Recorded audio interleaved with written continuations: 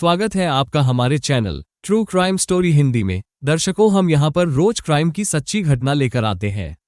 आप पहली बार हमारे चैनल पर आए हैं तो कृपया चैनल को सब्सक्राइब जरूर करें। चलिए शुरू करते हैं आज की सच्ची घटना। कैरोल उर्फ पिंकी मिस्किटा और जिको मिस्किटा एक दूसरे को न सिर्फ दिलोजान से प्यार करते थे बल्कि शादी भी करना चाहते थे।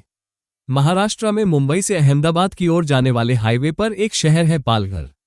पालघर में एक इलाका है मनो। इसी इलाके में 3 फरवरी 2022 की शाम के करीब 5:30 बजे वाघोबा के रहने वाले नामदेव ने हाईवे के करीब से गुजरने वाले नाले में 2 बड़े पाइप के बीचों बीच एक इंसान की लाश फंसी देखी। वो लाश बुरी तरह सड़ चुकी थी। उससे तेज दुर्गंध आ रही थी। नामदेव ने देर नहीं की और तत्काल पुलिस कंट्रोल रूम को फोन करके इसकी सूचना दे दी। पुलिस कंट्रोल रूम से होते हुए बात पालघर पुलिस तक पहुंच गई, क्योंकि वह इलाका पालघर पुलिस के क्षेत्र में ही पड़ता है।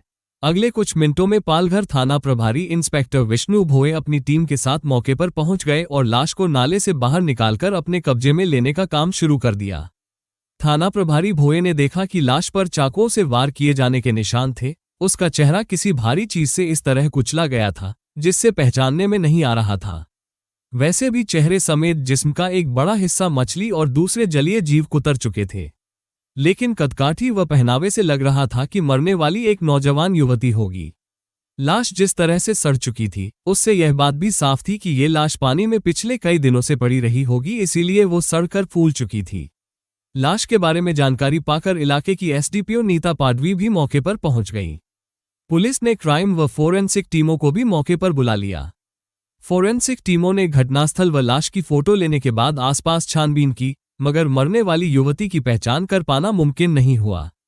हाईवे से सटे इलाके में रहने वालों को बुलाकर और नामदेव से भी मरने वाली महिला की लाश की शिनाख्त का प्रयास किया गया, मगर कोई सफलता नहीं मिली। पालघर पुलिस ने लाश को पोस्टमार्टम के लिए भिजवाने के साथ साथ ये पता करना शुरू कर दिया कि आखिर आसपास के इलाके से इस उम्र की कोई युवती गायब तो नहीं। लेकिन पालघर से ऐसी कोई युवती हाल के दिनों में गायब नहीं हुई थी और न ही जिले के किसी थाने में ऐसी कोई मिसिंग रिपोर्ट ही दर्ज थी।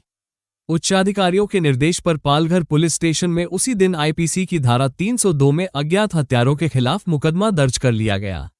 जांच का दायित्व खुद थाना प्रभारी विष्णु भोये ने संभाला। हत्या के मामले की जानकारी मिलने पर पालघर एसपी दत्तात्रेय शिंदे और एडिशनल एसपी प्रकाश गायकवाड़ ने भी पूरे घटनाक्रम का ब्यौरा लिया। युवती की लाश जिस जगह मिली थी वो इलाका नेशनल हाईवे का था, इसलिए इस बात की आशंका ज्यादा थी कि लड़की कहीं बाहर की रही हो या उसकी लाश को वहां लाकर ठिकाने लगा दिया गया हो।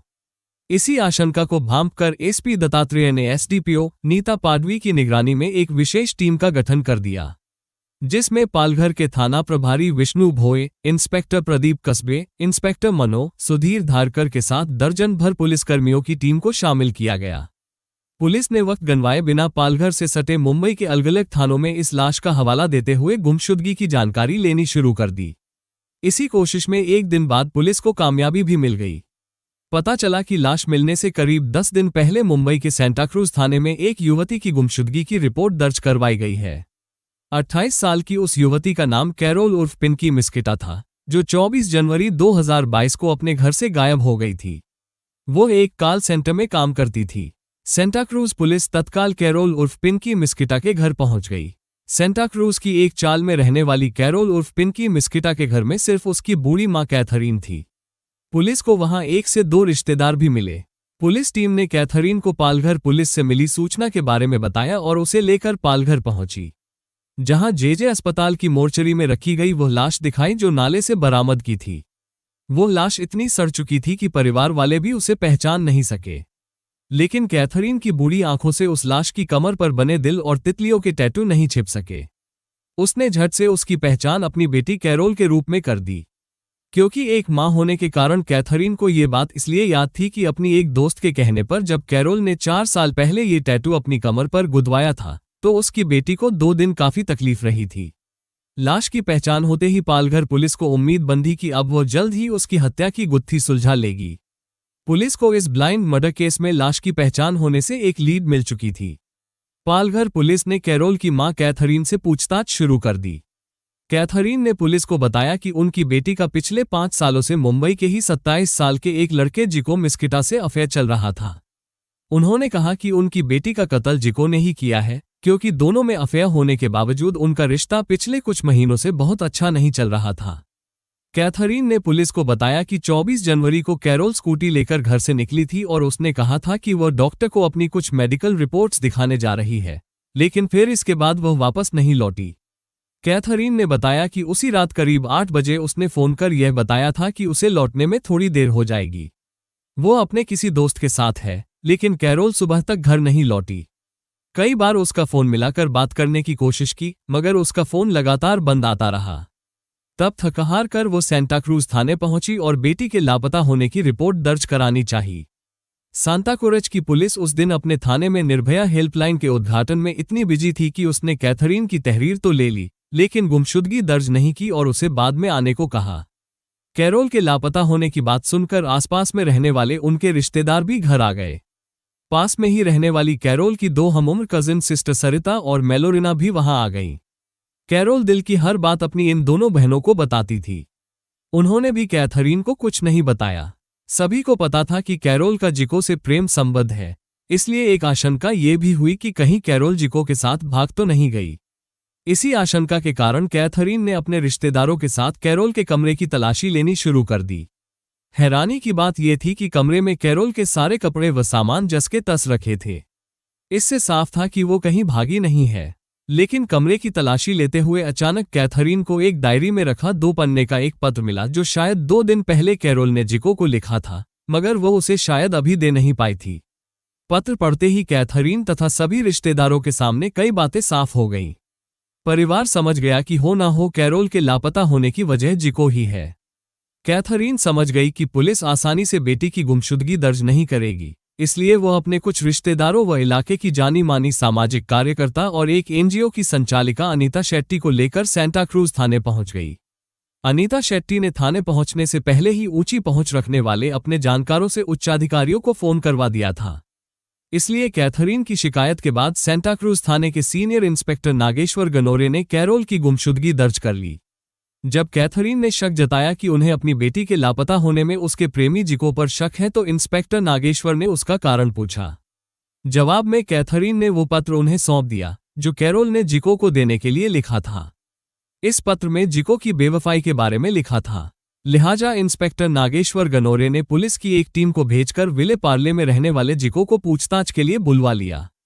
लेकिन जिको से पूछताछ में कुछ ज्यादा हासिल नहीं हो सका, लिहाजा उसे क्लीन चिट देकर छोड़ दिया गया। पुलिस का रवैया कमोबेश वैसा ही रहा जैसा हेल्पलाइन की शुरुआत होने से पहले था। कैथरीन लगभग हर रोज अपनी बेटी के मिलने की उम्मीद में थाने जाती, लेकिन शाम को खाली हाथ लौट आती। इसी तरह करीब 10 दिन बीत गए, लेकिन जब सांता क्रूज पुलिस को पालघर पुलिस से पता चला कि पालघर में एक लड़की की लाश मिली है, तो सांता क्रूज पुलिस कैथरीन को लेकर जेजे अस्पताल पहुंची, जहां कैथरीन ने लाश की शिनाख्त अपनी बेटी के रूप में की। चूंकि पालघर पुलिस को पता चल चुका था कि सांता क्रूज पुलिस जिको से कब की पूछताछ कर उसे क्लीन चिट दे चुकी है, तब ऐसे में पालघर पुलिस ने जिको पर हाथ डालने से पहले अपने तौर पर थोड़ी और तफ्तीश करने का फैसला किया।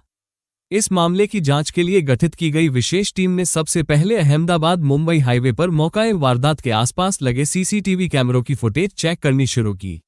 दूसरी तरफ कैरोल के घर वालों से थोड़ी और पूछताछ करके कुछ नई जानकारी हासिल की गई और कैरोल के मोबाइल नंबर हासिल किया। कैरोल की लाश पुलिस को जिस स्थान पर मिली थी, वहां आसपास तो कोई ऐसी जगह नहीं थी जहां सीसीटीवी कैमरे लगे हों, लेकिन वहां से आधा किलोमीटर दूर कैरोल के घर जाने वाले रास्ते पर मार्केट एरिया शुरू होता है। पालघर पुलिस ने वहां मुख्य मार्ग पर लगे 1 किलोमीटर तक के सभी सीसीटीवी कैमरों की 24 व 25 जनवरी की फुटेज खंगालनी शुरू कर दी। पुलिस टीम की ये कोशिश रंग लाए, क्योंकि काफी मेहनत के बाद पुलिस को कुछ कैमरों से कुछ काम के सीसीटीवी फुटेज हाथ लगे। इत्तफाक से उसमें कैरोल जिको के साथ मौकाए वारदात की तरफ जाती हुई दिखाई दे रही थी। घर वालों को ये फुटेज दिखाई गई तो उन्होंने कैरोल के साथ फुटेज में स्कूटी पर साथ में दिख रहे जिको की पहचान कर दी। दिलचस्प बात यह थी कि सभी कैमरों की फुटेज में बुलेट मोटरसाइकिल पर सवार एक शख्स लगातार स्कूटी के समीप चलता दिख रहा था, मानो वो उन दोनों को फॉलो कर रहा हो। सीसीटीवी की फुटेज मिलने के बाद पुलिस की तफ्तीश जिको पर आकर टिक गई, लेकिन उससे पूछताछ करने से पहले पुलिस थोड़ी और तस्दीक कर लेना चाहती थी।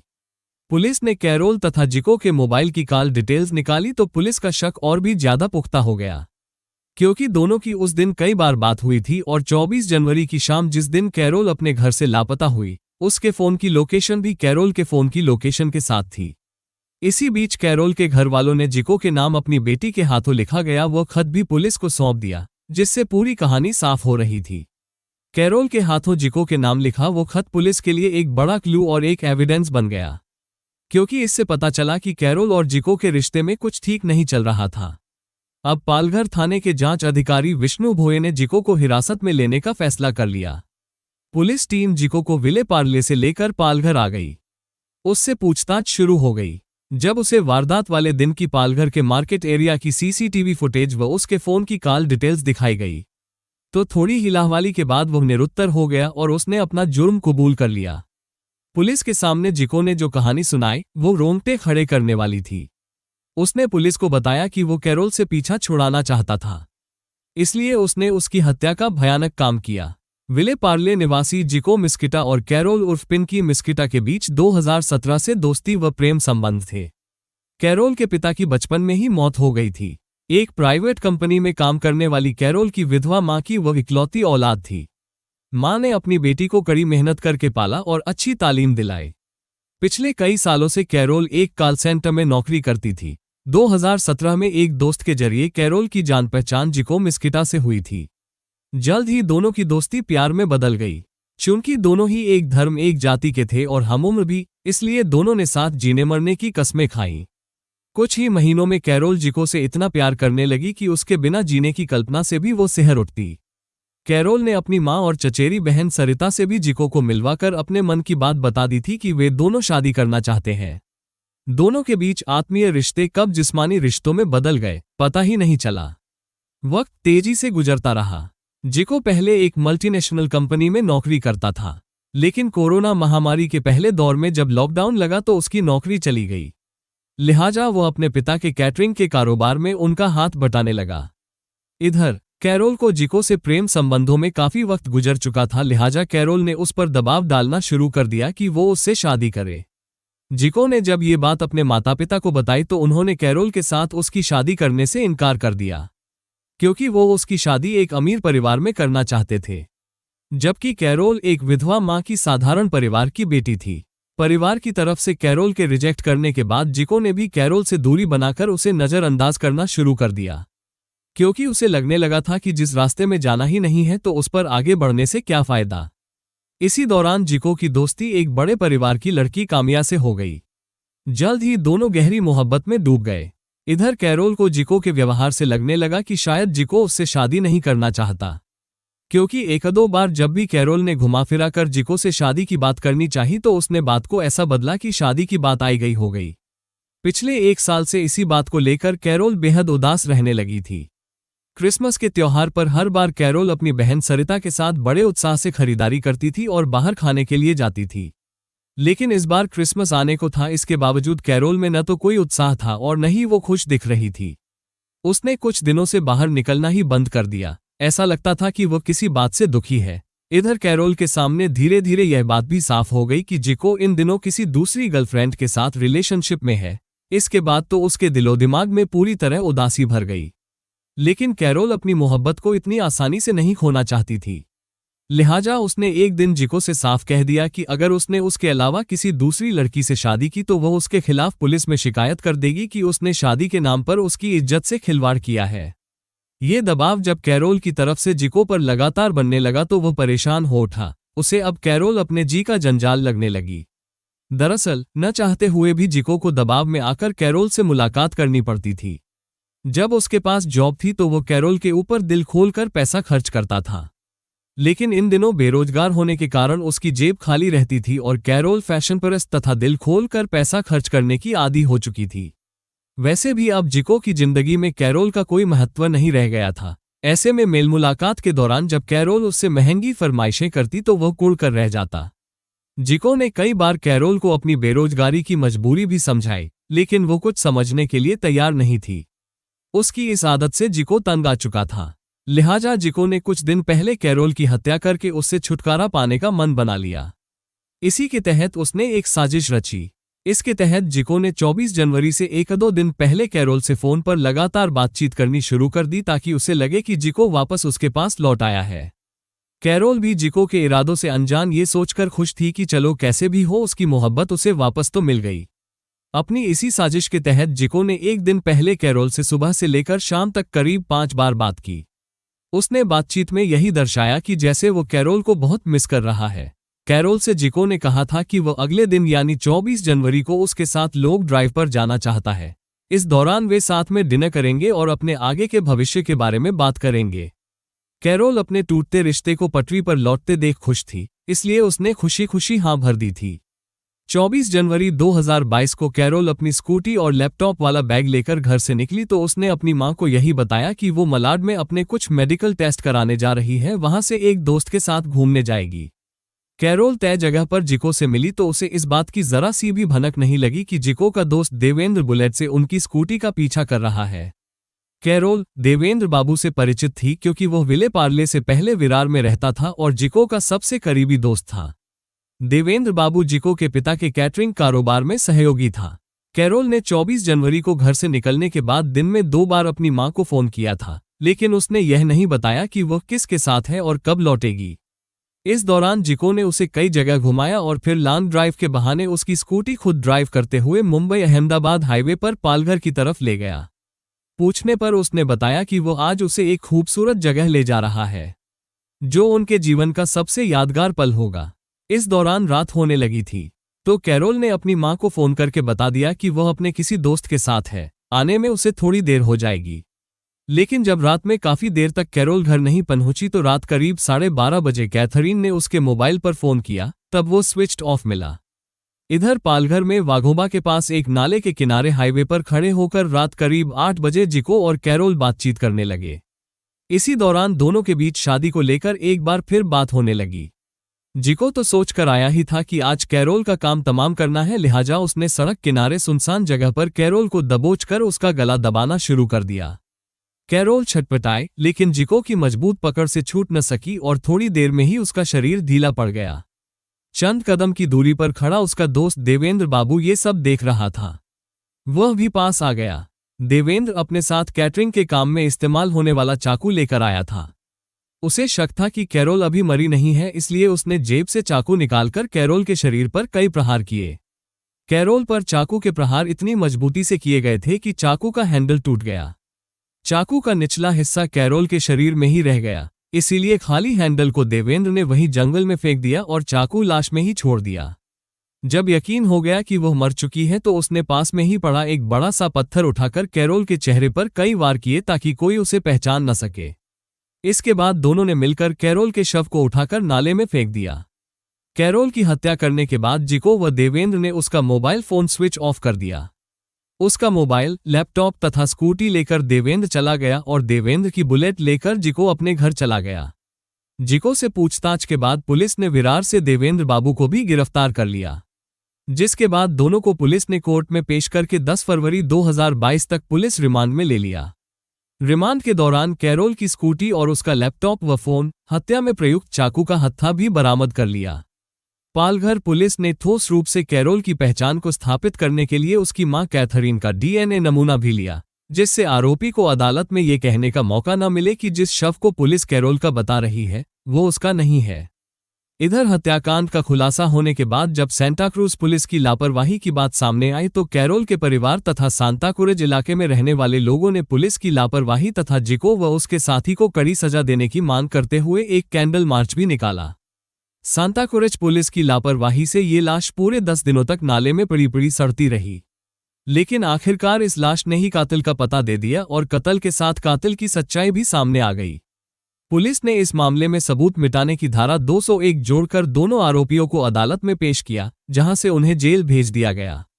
कथा पुलिस की जांच व पीड़ितों, आरोपियों के बयान पर आधारित है। मिलते हैं दर्शकों एक और सच्ची कहानी लेकर, तब तक अपना ख्याल रखें और जुर्म के खिलाफ लड़ने की इस मुहिम में हमारा साथ देने के लिए कृपया चैनल को सब्सक्राइब और वीडियो को लाइक जरूर करें। जय हिंद।